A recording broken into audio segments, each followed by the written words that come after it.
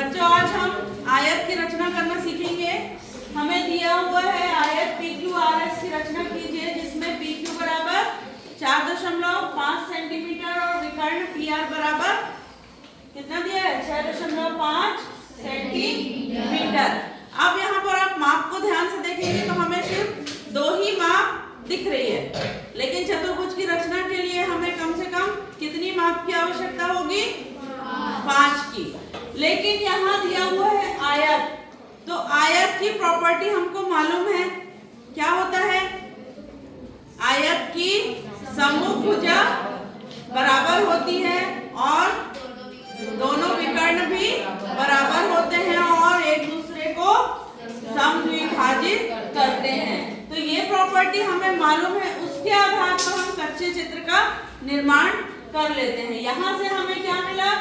समभुजा बराबर है, मतलब PQ बराबर SR बराबर 4.5 सेंटीमीटर और विकर्ण PR और SQ एक दूसरे को O पर समद्विभाजित करते हैं। यहाँ से हमें मिल जाएगा PR बराबर SQ बराबर 6.5 सेंटीमीटर। अब ये समद्विभाजित कर रहा है, मतलब OP बराबर OR बराबर PR बटे 2, 6.5 बटे 2, ये 3.25 आता है, लेकिन इसको हम 3.2 अप्रोक्सीमेट लेंगे। उसी प्रकार से यहाँ भी निकाल लिया दूसरा 3.2 सेंटीमीटर। अब ये जो हमने कच्चा चित्र बनाया, यहाँ पर हमें मालूम चल गया O से P तक 3.2 और O से R तक भी 3.2। उसी प्रकार से ये 3.2 और 3.2, इस प्रकार से हमारा कच्चे चित्र का निर्माण हो गया। अब इसके आधार पर हम पक्के चित्र का निर्माण करेंगे। पक्का चित्र बनाते हैं। पक्का चित्र के लिए क्या करेंगे? हम PQ बराबर 4.5 सेंटीमीटर का रेखाखंड खींचेंगे। रचना के पद भी इसी तरह से लिखना है, तो अलग से नहीं बताऊंगी मैं, साथ साथ आप लोग लिखते जाएंगे, है ना।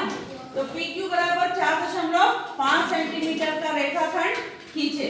उसके बाद हम क्या करेंगे? PO लेंगे। PO कितना? 3.2।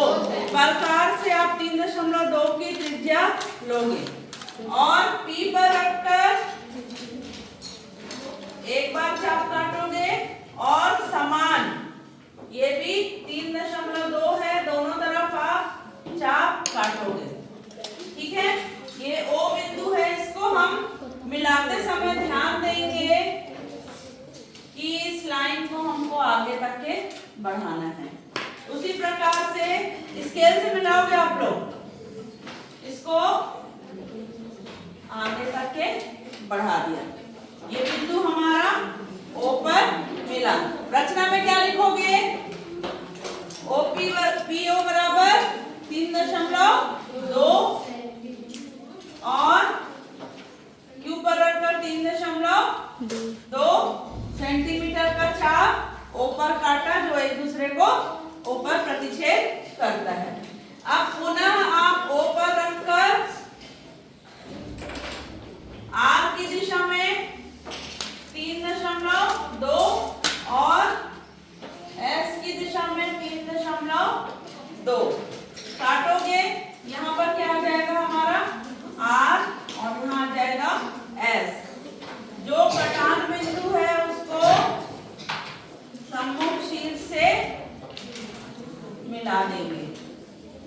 इस तरह से हमारा आयत हमको मिल जाता है। अभीष्ट आयत PQRS प्राप्त हुआ। ठीक है, इस तरह से हम आयत की रचना करेंगे। तो जब भी विशिष्ट चतुर्भुज हमें बनाना होता है तो उसकी जो गुण होते हैं, प्रॉपर्टीज होती है, उन्हें हम याद रखेंगे और उसके आधार पर हम रचना करते हैं।